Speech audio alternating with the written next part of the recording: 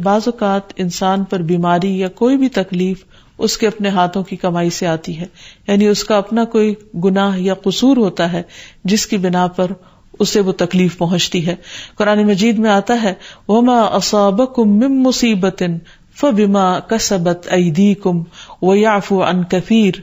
اور تمہیں جو بھی مصیبت پہنچی تو وہ اس وجہ سے ہے جو تمہارے ہاتھوں نے کمایا، اور وہ بہت سی چیزوں سے درگزر کر جاتا ہے. اسی طرح بعض اوقات انسان کی بیماریاں اس کے کسی گناہ کا نتیجہ ہوتی ہیں. عمر رضی اللہ عنہ نے جب عباس رضی اللہ عنہ سے بارش کی دعا کرنے کے لیے کہا تو انہوں نے کہا اے اللہ، بے شک مصیبتیں گناہوں کی وجہ سے ہی نازل ہوتی ہیں اور انہیں صرف توبہ ہٹا سکتی ہے. پھر اسی طرح ایک اور روایت میں آتا ہے رسول اللہ صلی اللہ علیہ وسلم نے فرمایا جب بھی کسی رگ یا آنکھ کو نقصان پہنچتا ہے تو وہ کسی نہ کسی گناہ کی وجہ سے ہوتا ہے، لیکن جو تکالیف اللہ تعالیٰ ویسے ہی ٹالتا رہتا ہے وہ کہیں زیادہ ہو جاتی ہیں. پھر اسی طرح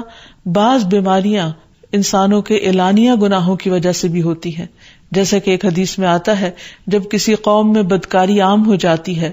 اور وہ اعلانیہ اس کا ارتکاب کرتے ہیں تو ان میں طاعون اور ایسی مختلف بیماریاں پھیل جاتی ہیں جو کہ ان سے پہلے گزرے ہوئے لوگوں میں نہ تھی. ابو امامہ باہلی سے روایت ہے کہ نبی صلی اللہ علیہ وسلم نے فرمایا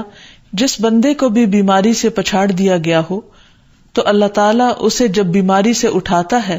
تو وہ پاک ہوتا ہے. تو یہ ایک حقیقت ہے کہ انسان کے گناہ اس کے لیے مشکلات کا سبب بنتے ہیں. امام ابن القیم الجوزیہ لکھتے ہیں، ان کی ایک مشہور کتاب ہے الداء والدواء، بیماریاں اور علاج، اس میں وہ کہتے ہیں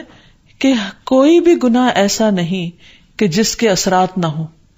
انسان سے چھوٹی یا بڑی جو بھی کوئی غلطی صادر ہوتی ہے اس کے نتیجے میں کچھ نہ کچھ اثرات اس کی زندگی پر ضرور پڑتے ہیں. ہاں اگر اللہ تعالیٰ معاف کر دے تو وہ اور بات ہے، ورنہ ہر گناہ کی ایک تاثیر ہوتی ہے،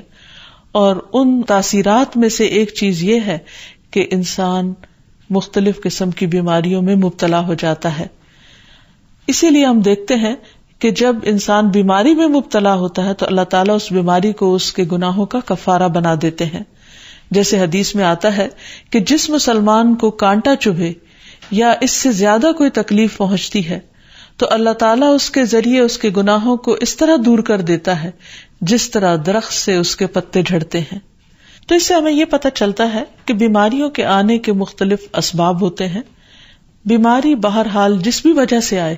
لیکن اصل چیز دیکھنے کی یہ ہے کہ مومن کا رویہ کیا ہے. مومن کو اگر کوئی کانٹا بھی چبھتا ہے تو وہ اس پر صبر کرتا ہے.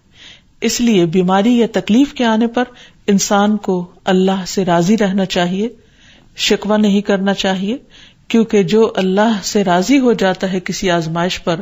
اللہ تعالیٰ بھی اس سے راضی ہو جاتا ہے. پھر اسی طرح اللہ تعالیٰ کا شکر ادا کرنا چاہیے، کیونکہ بیماری اس سے زیادہ شدید بھی ہو سکتی تھی. لہذا انسان کو اللہ تعالیٰ جس حال میں رکھے انسان اس پر شکر گزار رہے. پھر یہ کہ انسان کسی بھی بیماری میں کسی بھی قسم کی ہو اور زندگی کے کسی بھی حصے میں ہو اس میں مایوس نہ ہو، پر امید رہے کہ بیماری دور ہو جائے گی. پھر اسی طرح اگر بیماری طول پکڑ جائے تو انسان کو گھبرانا نہیں چاہیے، کیونکہ ہر گزرنے والا لمحہ انسان کے درجات میں اضافے کا سبب بنتا ہے اور اس کے گناہ مسلسل جھڑتے چلے جاتے ہیں حتیٰ کہ انسان بالکل پاک صاف ہو جاتا ہے. پھر اسی طرح انسان کو بیماری کی حالت میں دوسروں سے شکوے شکایات نہیں کرنی چاہیے، کیونکہ بیماری اللہ کے اذن سے آتی ہے، اور جب انسان ہر ایک کے آگے رونے لگتا ہے تو گویا وہ اللہ تعالیٰ کا شکوہ کر رہا ہوتا ہے، جو چیز اللہ تعالیٰ کو پسند نہیں. پھر اسی طرح منہ سے برے الفاظ نہیں نکالنے چاہیے، بیماریوں کو کوسنا نہیں چاہیے، اور پھر ایسے الفاظ نہیں ادا کرنے چاہیے کہ مجھے لگتا ہے کہ اس بیماری میں میری زندگی چلی جائے گی، یا یہ کہ کسی مریض کی عیادت کے لیے جا کر اس کو اس قسم کی بات نہیں کرنی چاہیے، خواہ کتنی ہی خطرناک بیماری کیوں نہ ہو. ہمیشہ اسے امید دلانے چاہیے، کیونکہ مایوسی کے الفاظ اور برے بھلے اور منفی قسم کی باتیں اللہ تعالیٰ کو پسند نہیں، اور انسان ویسے بھی جیسے سوچتا ہے پھر اس کے ایکشن اس کے مطابق ہونے لگتے ہیں.